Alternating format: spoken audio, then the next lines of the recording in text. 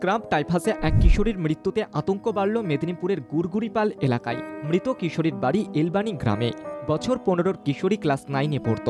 স্বাস্থ্য দপ্তরের তরফ থেকে জানা গেছে গত 3রা সেপ্টেম্বর থেকে রোগে আক্রান্ত হয় ওই কিশোরী। তাকে মেদিনীপুর মেডিকেল কলেজে ভর্তি করা হয়। পড়ুয়াকে বাঁচানোর শত চেষ্টা করা হলেও শেষ রক্ষা হয়নি। বুধবার তার মৃত্যু হয়। মৃতের নাম মৌমিতা বেরা। এই ঘটনায় এলাকায় ব্যাপক আতঙ্ক ছড়িয়েছে। রোগের প্রাদুর্ভাব দেখা যাওয়ায় সাধারণ মানুষ কিছুটা আতঙ্কিত হয়ে পড়েছেন।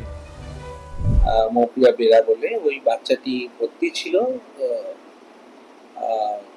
আমাদের মিদনাপুর মেডিকেল কলেজে সিসিউতে। তো ইনিশিয়ালি হাই ফিভার বাড়িতে ছিল, হাই ফিভার, সারা গা হাত পায়ে ব্যথা, এবং তার সাথে সাথে ওদের আলটিমেটলি ওরা ওখানে বেশ কিছুদিন রিল্যাক্স করেছে। তারপরে যখন সিরিয়াস হয়েছে তারপর সিসিউতে ভর্তি করেছিল, তো সে মারা গেছে। কি স্ক্রাব টাইফাস? কেন হয় এই রোগ? স্ক্রাব টাইফাস শব্দটি এসেছে গ্রিক শব্দ টাইফাস থেকে, যার মানে হলো ধোঁয়াটে। আসলে পরজীবী পোকা থেকে এই রোগ ছড়ায়। পরজীবী পোকাটি এটুলি পোকার মতো দেখতে। ট্রম্বিকিউলিড মাইটস এর মতো পরজীবী পোকার কামড় থেকে এই রোগের জীবাণু যে কোনো মানুষের শরীরে ছড়ায়। সাধারণত ঝোপঝাড়ে এই পোকা লুকিয়ে থাকে, তারপর ঝোপঝাড় থেকে এসে কামড় দেয়। রোগের লক্ষণ হিসেবে দেখা যায় মাথা ব্যথা, অত্যাধিক জ্বর, গা ব্যথা। ট্রম্বোকুলিড মাইট বলে একটা উকুনের মতো একটা পোকা আর কি। সেই পোকাটা বিভিন্ন জঙ্গলে, ঘাসে ইত্যাদিতে থাকে গ্রাম বাংলায়। আমাদের জঙ্গল ঘেরা যে সমস্ত গ্রামগুলো আছে সেখানে থাকে।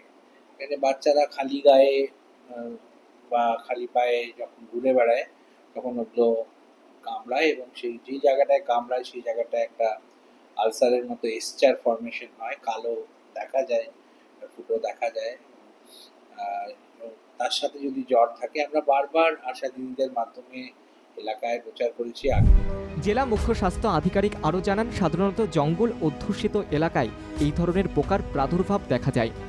তবে সঠিক সময়ে চিকিৎসা করলে এই জীবাণু দ্বারা অসুস্থতা বোধ করা সম্ভব। অবহেলা করলে স্ক্রাব টাইফাসে আক্রান্তের মৃত্যু পর্যন্ত হতে পারে। শুক্রবার ওই এলাকায় ব্লক স্বাস্থ্য দপ্তরের একটি মেডিকেল টিম গিয়ে গ্রামবাসীদের এ বিষয়ে সচেতন করে। স্বাস্থ্য বিষয়ক পরামর্শ নেওয়ার কথাও বলা হয়েছে।